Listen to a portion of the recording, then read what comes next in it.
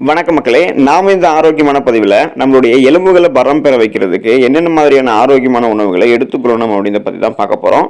நீங்கள் அமர்ந்திருக்கக்கூடிய நிலையை மாற்றும் பொழுது, அல்லது நீங்கள் காலையில் எழுந்திருக்கும் பொழுது, நீண்ட நேரம் நடந்ததுக்கு அப்புறம் அல்லது நீண்ட நேரம் நீங்கள் வேலை செஞ்சதுக்கு அப்புறம் மூட்டுகளில் அல்லது எலும்பு சம்பந்தமான பகுதிகளில் குத்துவது போன்ற வலி உங்களுக்கு தோன்றுது அப்படின்னா, ஸோ நீங்கள் பார்த்தீங்கன்னா உங்களுடைய எலும்புகளை பலப்படுத்தணும் அப்படின்றது அர்த்தம்.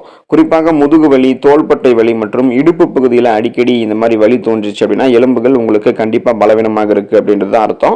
எலும்புகள் தான் நம்மளுடைய உடல் இந்த மாதிரி ஒரு ஸ்ட்ரக்சரில் அமைப்பில் இருக்கிறதுக்கு வடிவத்தை நமக்கு வழங்குது. எலும்புகள் பலவீனமாகும் போது காயங்கள் நமக்கு வந்துச்சு அப்படின்னா அந்த காயங்கள் ஆறுவதற்கு தாமதமாயிடும். ஸோ லேட் ஆகும். அடிக்கடி எலும்புகள் உடையக்கூடிய சாத்தியமும் நமக்கு ஏற்படும். பலவீனமான எலும்புகள் நம்முடைய பேலன்ஸை தடுமாற செய்யும். எலும்புகளை உறுதியாக வைத்துக் கொள்வதற்கு ஆரோக்கியமான உணவுகளை பற்றி நம்ம தெரிஞ்சுக்கிட்டு அந்த உணவுகளை எடுத்துக்கொள்ள வேண்டியது அவசியம். ஸோ எலும்புகள் ஆரோக்கியம் பண்ணக்கூடிய உணவுகளை பற்றி தெரிஞ்சுக்கோம். அதை பார்க்கறதுக்கு முன்னாடி இந்த வீடியோவுக்கு ஒரு லைக்கை கொடுத்துட்டு இந்த தகவலை உங்களுக்கு தெரிஞ்சவங்களுக்கும் ஷேர் பண்ணிடுங்க. இது அவங்களுக்கும் பயனுள்ளதாக இருக்கக்கூடிய ஒரு ஆரோக்கியமான பதிவு தான். இது போன்ற அப்டேட்ஸ்களை நீங்கள் தொடர்ந்து பார்க்கறதுக்கு நம்மளுடைய ஹெல்த் நியூஸ் தமிழ் சேனலை சப்ஸ்கிரைப் பண்ணி வச்சுக்கோங்க. பக்கத்தில் இருக்கக்கூடிய பெல் பட்டனையும் கிளிக் பண்ணி ஆல் அப்படின்ற ஆப்ஷனையும் மறக்காமல் செட் பண்ணி வச்சுக்கிட்டீங்க அப்படின்னா நான் போடக்கூடிய எல்லா அப்டேட்ஸும் உங்களுக்கு நோட்டிஃபிகேஷனோட அடிக்கடி சேரும். சரி வாங்க மக்களே, இப்போ வீடியோக்குள்ளே போயிடலாம். கீரை வகைகளை நீங்கள் எலும்புகள் பலம் பெறுவதற்கு எடுத்துக்கலாம். எலும்புகள் உறுதியாகவும் ஆரோக்கியமாகவும் இருப்பதற்கு உதவக்கூடிய ஊட்டச்சத்து பார்த்தீங்கன்னா கால்சியம் ஊட்டச்சத்து. இதனுடன் இணை ஊட்டச்சத்துக்களாக மெக்னீசியம் மற்றும் பொட்டாசியம் ஆகிய 2 மினரல்ஸ்களுமே எலும்புகளினுடைய அடர்த்திக்கும் ஆரோக்கியத்திற்கும் உதவிகரமாக இருக்கு. மேலும் பல உணவுகளில் இல்லாத விட்டமின் கே மற்றும் ஃபோலேட் ஆகிய 2 சத்துக்களும் எலும்புகளுக்கு ரொம்ப ரொம்ப அவசியம். ஸோ இந்த அனைத்து சத்துக்களுமே பச்சை நிற காய்கறிகள் கிரீன் வெஜிடபிள்ஸ்ல இருக்கு மற்றும் கீரைகள்ல அதிக அளவில் இருக்கு. ஸோ அது மட்டும் இல்லாமல் இது அல்கலைன் தன்மையை கொண்டு இருக்கிறதால உங்களுடைய உடலில் இருக்கக்கூடிய pH அளவையும் சரி செஞ்சு உங்களுடைய எலும்பு அடர்த்தியை சரியான அளவில் பாதுகாக்கிறதுக்கு உதவிகரமாக இருக்கு. தினமும் பார்த்தீங்கன்னா நீங்க ஏதாவது ஒரு கீரையை சாப்பிட்றது, பச்சை இலை காய்கறிகளை சாப்பிட்றத வழக்கமாக வச்சுக்கிட்டீங்க அப்படின்னா எலும்பு ஆரோக்கியத்தை நீங்க உறுதி பண்ணிக்கலாம். ஸோ எலும்புகளை பலம் பெற வச்சுக்கலாம். பால் மற்றும் பால் சார்ந்த பொருட்களை உங்களுடைய எலும்புகள் பலம் பெறுவதற்கு நீங்க எடுத்துக்கணும்.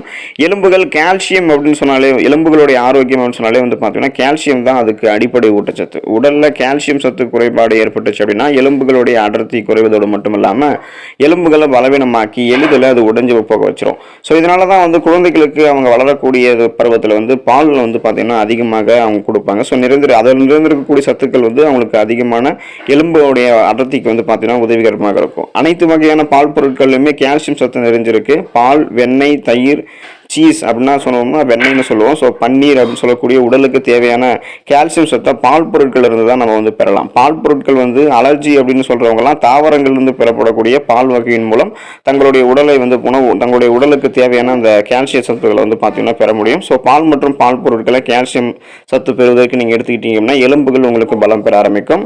கடல் உணவுகள் மற்றும் மீன் பார்த்தீங்கன்னா நீங்கள் உங்களுடைய எலும்புகள் பலம் பெறுவதற்கு எடுத்துக்கலாம். கடல் உணவுகளில் பொதுவாக அதிக மினரல்ஸ்கள் இருக்கிறதாங்க கூறப்படுது. ஆனா எலும்புகள் உறுதியாவதற்கு தேவையான விட்டமின் டி சத்து கடல் உணவுகள்ல அதிகமாகவும் இருக்கு. உங்களுடைய உடல் கால்சியம் சத்தை உறிஞ்சுவதற்கு விட்டமின் டி சத்து தான் தேவை. பலவிதமான கடல் உணவுகள் மற்றும் மீன்கள்ல விட்டமின் டி சத்தோட கால்சியம் மற்றும் ஒமேகா 3 கொழுப்பு அமிலங்கள் இதெல்லாமே நிறைந்திருக்கு.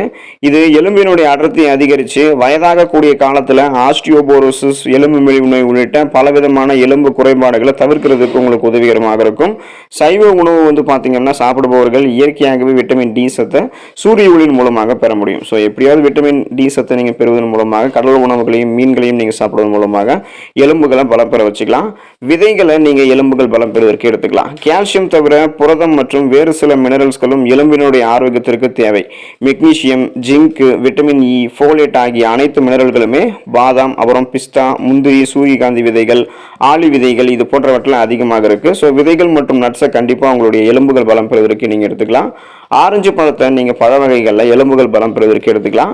உடலுக்கு தேவையான கோலோஜன் உற்பத்திக்கு விட்டமின் சி சத்து அப்படின்னு சொல்லக்கூடிய ஒரு உயிர் சத்து தான் அவசியம். ஸோ இந்த உயிர் சத்து உடலினுடைய இணைக்கக்கூடிய திசுக்கள் மற்றும் எலும்பு மஜ்ஜைகள் அனைத்திற்குமே உருவாகிறதுக்கு இந்த கோலோஜன் சத்து தான் அவசியம். எனவே நீங்கள் ஆரஞ்சு பழங்களை சாப்பிடும்போது இந்த கோலோஜன் உற்பத்தி செய்யறதுக்கு உதவிகரமாக இருக்கும்.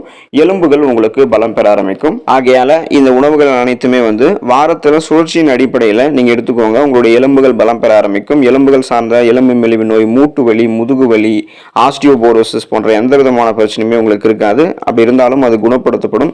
அந்த பிரச்சனைகள் வராமலும் உங்களுக்கு தடுக்கப்படும். இந்த உணவுகளை சாப்பிடுங்க, ஆரோக்கியமாக இருங்க. அடுத்த ஆரோக்கியமான பதிவில் சந்திப்போம். நன்றி மக்களே.